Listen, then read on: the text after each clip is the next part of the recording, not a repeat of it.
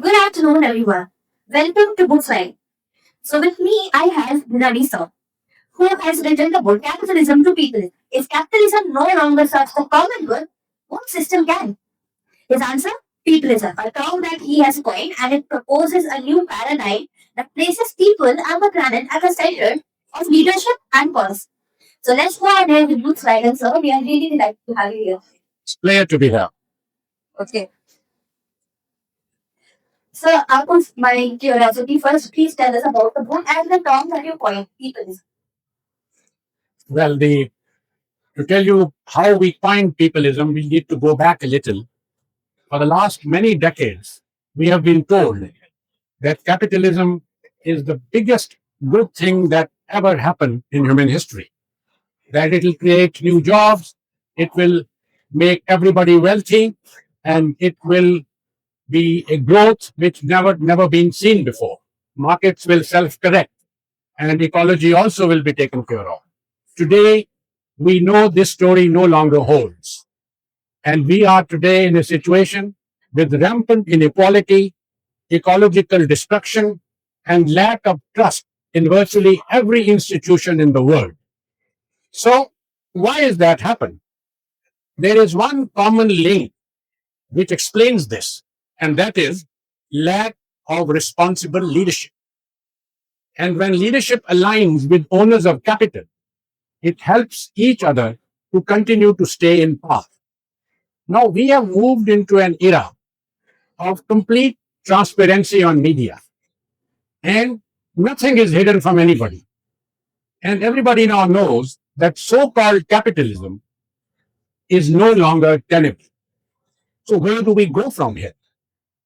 We can't go back to socialism or a heavy state or something which has existed before. We have to create and carve a new path, and that path is peopleism.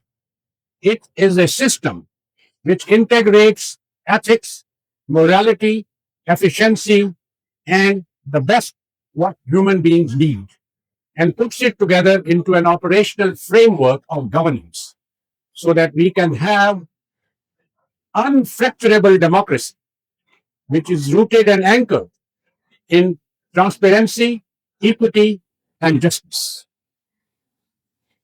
Indeed, sir. Sir, I want to know what inspired you to write about peopleism as an alternative to capitalism. I have I wrote my first book, Quest for Exceptional Leadership, about 14 years ago. And since then, I've been doing research on, apart from making people who want to be leaders as exceptional, how is it going to change the world so that everybody around here feels, my world is better from today. And that set me thinking that today's systems, they reward power and money. They do not reward values and morality. So we have to change over. But then I realized that changeover is happening already. People are far more virtuous than the rulers and the leaders in every society, in every period of history. So today, we have come to a situation where consumers will not continue to patronize a company which is not following ethical practices. Employees will no longer be willing to turn a blind eye to the companies whose leaders are not transparently moralistic, and ecological cost. There's so many risks. People who do so will do so at peril. So we said people have to be at the center of any system. The purpose of a system is to serve people, not to put people in the background so the rich can be richer. So that's how the concept of peopleism evolved, and it's going to happen in any case. We are well on track. So then, what are the obstacles that you are currently observing? That why cannot any country make this shift? What are the obstacles coming in the That's a great question. Now let's look at who is succeeding in the world today.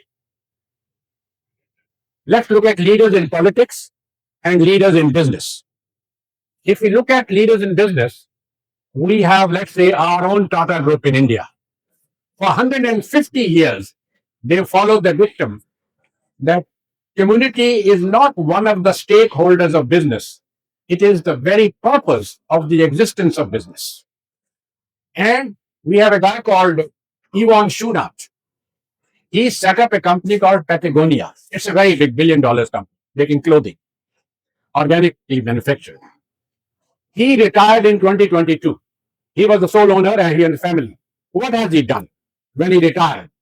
He said, my main purpose in life is to protect planet Earth. So he created a trust, called it Patagonia Earth Foundation. And he has transferred all the shares of his company to this trust. So here we have a company which is fully owned by our mother planet. Now, I can give you many more examples in every country, not only big examples, small and medium enterprises, small shopkeepers, small manufacturers. They follow ethics. I know a pharmaceutical shop in Delhi, twice a week, they feed the poor. They don't have to. 100 to 200 to 300 people come whenever they serve the meal. So this is a company which is based on wisdom. That is the greatest missing element in our leaders today. They have knowledge, but no wisdom. What is the difference? With knowledge, you choose which facts you want to believe and you analyze it. But you do not search for truth. Truth is not the focus. But if you are a wise leader, then your first focus is to find out what the truth is and take your decisions and make your choices based on that. And when you do that, you will make money as well as you will be considered a great employer. Now, this is business. If you look at nations, we have Nordic countries like Norway, Sweden, Finland, Denmark. They have they're doing very well. They are one of the richest and the most innovative countries. But the difference in wages between the top and the lower are a very reasonable amount. They have human dignity, which forms the basis of their policy, ecological concern, which is at the root of every decision that they make. And their choices are such that is the quality of the choice is such that human welfare at the lowest and the middle level is the top priority. In New Zealand, for example, they have stopped paying attention to what is the GDP growth. They measure what is the GDP growth of the lower 80% of population. So that is what is really mixed, developed. So talking of wisdom, talking of the Tata Group, it is still respected due to its wise leadership, as we all respect the Tata sir. But do you, in the current generation, actually see or experience any more wise leadership around you? Yes, there are more wise leaders than unwise leaders in business. But what happens is that when it becomes good, then collective urge to make more money and have a higher stock valuation takes over. So I always say that in big companies, there is no dearth of individual talent and ability, but there is a paucity of collective talent and ability. So collectively, they can't take a decision. But if they continue in this path, the customers will leave them, the employees will leave them. And this is peopleism is not a morality add on, it is now a survival necessity for all leaders in society and business. If they want to survive, you must be the front runner in adopting what peopleism can do for you. And my book explains it doesn't matter whether you're an entrepreneur or a young person or a woman or a small business owner, you can make a difference. So I always tell everybody, act as if you can make a difference, and you will find it does. Indeed, sir. So my last question actually, do you think that peopleism is actually practically possible to achieve? Because as we are seeing all around us, the leaders are like the representative of our countries are our leaders, as we call them. But you spoke about environment, you spoke about illegal. We recently saw the RLE case, it got a huge bump in the social media. They were going to cut it down. Then we are seeing what the US is doing, high tariffs, all of that. All of our gaining capitalism. So is peopleism a concept which is practically possible to achieve? Well, it's a great question to end our conversation, but you can ask more if you like. Uh, the when agricultural rev- revolution came about 13,000 years ago, everybody thought the world had progressed now. And we were very happy. You had food to eat and you could build shelters, and there were no demands that everybody was okay. In 13th century, industrial revolution came. And nobody who owned fields at that time that within 200 years, 100 years, they will be out of job. They will not be the new elite.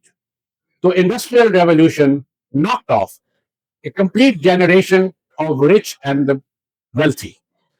Then when the information economy came, when internet came, then the same thing started.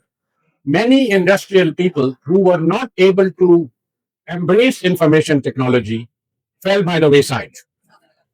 Then we had the knowledge economy. And today, people, those who have knowledge and wealth, they think they are okay, nothing can happen to them. But without their knowing, the carpet is being removed from underneath because the people who will be taking over leadership will be those who will have wisdom. So, this is a watershed moment in history. We will generate seamlessly to the next phase from knowledge economy to wisdom economy. And that is the anchor of why peopleism will come much faster than we can imagine. I think it will come in my lifetime. Of course, in yours, definitely. I also hope the same, sir. Is there any other message you would like to give our readers? Sorry. Any message you would like to give?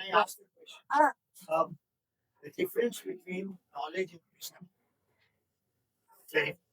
I answered it a little while ago, but I will repeat. Uh, Knowledge without wisdom is like water in sand. It disappears, it loses all traces. And we are very happy, we feel happy that we are led by people who have knowledge and power. But a person with knowledge is not focused on finding the truth.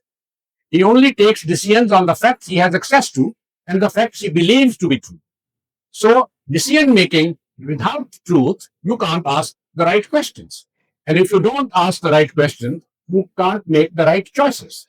So, history of humanity, the civilizational advance hereafter, is contingent on the choices which you and I and she and her make. And if we make choices based on an economics that works for all, then we will be fast tracking the onset of wisdom economy and peopleism as the operating framework of governance all over the world. Thank you. so what would you like to tell our readers? Well, I think uh, please don't ever assume that you have a very little role in the world. And I want to say it not because it sounds better, I'm going to say it because it's true. You matter. You matter. She matters and he matters more than you can imagine. Please start acting as if you matter, and you will see the world changing. Thank you very much. Yes, yes, that's true. Wisdom is more infectious than anything else. When you listen to a wise person, you can make out. You don't have to say, oh, is he wise or not? And you will go back not with a takeaway, but with a conviction. And then you will pass on that wisdom or that search for wisdom to everybody life that touches yours. Thank you very much. Thank you so much, sir, for this conversation. I really inspired all the generation. Thank you. Thank you so much. Thank you very much for doing it so well. Thank you so much, sir. And thank you everyone for being with us here. Thank you. In acquiring the book, so I have been told that this book is available at Books Bergen and also at Simon and Schuster stall, who are the publishers of the book, and of course on all wherever books are sold or wherever books can be bought on the internet, in line form or in hard copy form. But spread the word. We need this book to get to every thinking person, citizen, policymaker, student, as well as mothers of the world. Thank you.